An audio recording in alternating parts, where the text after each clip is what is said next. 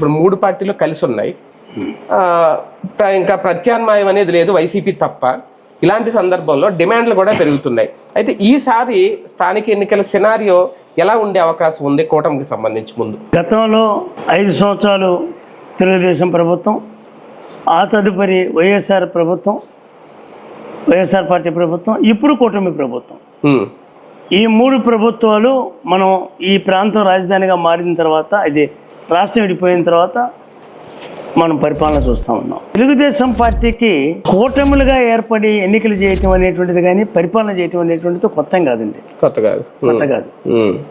మాకు ఎప్పటి నుంచో అది ఎలా వచ్చిందండి అంటే, ఎప్పుడైతే కాంగ్రెస్ పార్టీ కుట్రబడిన నాదెండ్ల భాస్కర్ గారిని బయటికి లాగి 224 సీట్లు వచ్చినటువంటి ఎన్టీ రామారావు గారిని ఆ ప్రభుత్వాన్ని కూలదోయటానికి ప్రయత్నం చేసినటువంటి సందర్భంలో ఈ దేశంలో ఉన్నటువంటి కాంగ్రెసేతర ప్రతిపక్ష పార్టీలన్నింటినీ కూడగట్టుకొని ఆనాటి జయప్రకాష్ నారాయణ గారు లాంటి పెద్దలు కూడగట్టి పార్టీలతో సంబంధం లేకుండా ఇటువంటిది ప్రజాస్వామ్యతంగా జరగడానికి వీల్లేదనేటువంటి దాంతో మరలా తిరిగి వాళ్ళందరూ వాళ్ళని ఎన్నికల ప్రకటన చేయించటం, ఎన్నికల ప్రకటన చేసిన తర్వాత మళ్ళీ మెజారిటీ సభ్యులు ఎన్టీఆర్ గారికి ఇవ్వటం, మళ్ళీ రాష్ట్రంలో తెలుగుదేశం ప్రభుత్వం రావటం, ప్రభుత్వాన్ని రద్దు చేసేసి ఆయన రాష్ట్రం మొత్తం తిరిగి ఎన్నికలకు పోయినప్పుడు అప్పటి నుంచి స్టార్ట్ అయింది. అదే ఎన్టీ రామారావు గారు పార్టీ పెట్టినప్పుడు ఎవరు పొత్తులు లేరండి. లేరు, కమ్యూనిస్టులు లేరు, బీజేపీ లేదు, ఉభయ కమ్యూనిస్టులు లేరు, బీజేపీ లేదు, జనతా లేదు, ఎవరు లేరు. ఆనాడు ఏదైతే మరలా తిరిగి ఇక్కడి యొక్క ప్రజాస్వామ్యాన్ని ఈ రాష్ట్రంలో కాపాడి ఇది దేశాన్ని ఒక గుణపాఠంగా చెప్పాలి అనేటువంటి దాన్ని ఎక్కడాలు చేసినటువంటి దానికి ఆయన మనసులో ఇదయ్యి పార్టీలన్నింటినీ కలుపుకొని ఉభయ కమ్యూనిస్ట్ పార్టీలు, బీజేపీ పార్టీ కలిసి జనతా పార్టీ కూడా కాంగ్రెస్లో మెర్జ్ అయ్యారు. మిగిలినటువంటి వాళ్ళు ఇందులోకి వచ్చారు, కలిపి మెర్జ్ అయిపోయారండి. అయ్యప్పరెడ్డి గారుతో ఉన్న 56 కొంతమంది మళ్ళీ కాంగ్రెస్లోకి వెళ్ళారు, కొంతమంది ఏమన్నా మళ్ళీ ఇటు వచ్చేసారు. అది జరిగింది. ఇక జనతా అనేది అక్కడ లేదు, అయిపోయింది.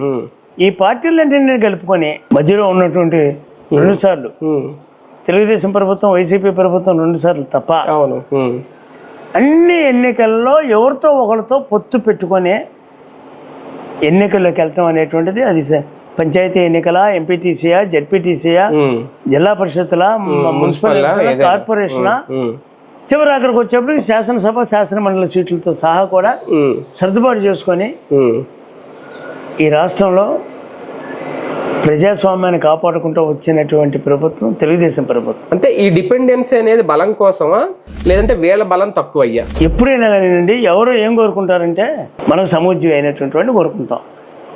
పిల్లల్ని ఇచ్చిపుచ్చుకునే దగ్గర కూడా ప్రతి కుటుంబంలో కూడా చూసుకుంటారు. అలాగే చదువుకున్న వాళ్ళకి కావాలి, ఆస్తులున్న వాళ్ళకి ఆస్తులున్న వాళ్ళకి చూసుకుంటారు. సముజ్జి ఎత్తున్నడికి, తక్కువ ఉన్నడికి, ఎరుపున్నడికి చూసుకుంటారు. అదే పద్ధతుల్లో అవతల పక్క ప్రభుత్వం యొక్క శాస్త్రాలను బట్టి మనం ఒంటరిగా గెలుస్తాం అనుకున్నప్పటికి కూడా అప్పటికి కూడా ఒక కిరాతకుడిని హతమర్చాలి అంటే, అప్రజాస్వామ్యమైనటువంటి పరిపాలనని కిందకి దించాలి అంటే, దానికి శరమగీతం పాడాలి అంటే మనకెంత బలం ఉన్నా కూడా మనం ఇంకా నలుగురిని కలుపుకొనే పోవాలి. రాజకీయాల్లో ఏదెట్టు జరుగుతుందో ఎవరిని చెప్పలేమండి. దుర్మార్గుడికి సప్లై ఉంటాడు, రౌడీకి సపోర్ట్ చేసేవాడు ఉంటాడు. ఇప్పుడు అందరూ లా చదువుతున్నారండి. లా అనేది న్యాయబద్ధమైన చట్టం అందరికీ తెలుసు కదా, లాయర్స్కి అందరికీ, జడ్జిలకి అందరికీ తెలుసు కదా.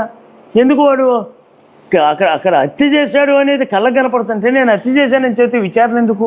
వాడికి మళ్ళీ వాడు కూడా ఒక ప్లేడర్ ఎందుకు?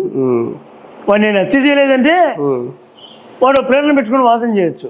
అది నీ కళ్ళకు కనపడుతుంది. జడ్జి గారి ముందు హత్య జరిగినా కూడా ప్రేరణ తీసుకొచ్చుకోమంటారు. సాక్ష్యాలు, ఆధారాలు అన్ని చూపించాలి. కనుక ఆ ధైర్యం కోసం ఉమ్మడిగా పోరాటం చేసి ఎవరైతే నీతివంతమైనటువంటి వాళ్ళు, మనకి కలిసి వచ్చేటువంటి వాళ్ళు కలుపుకుందాం.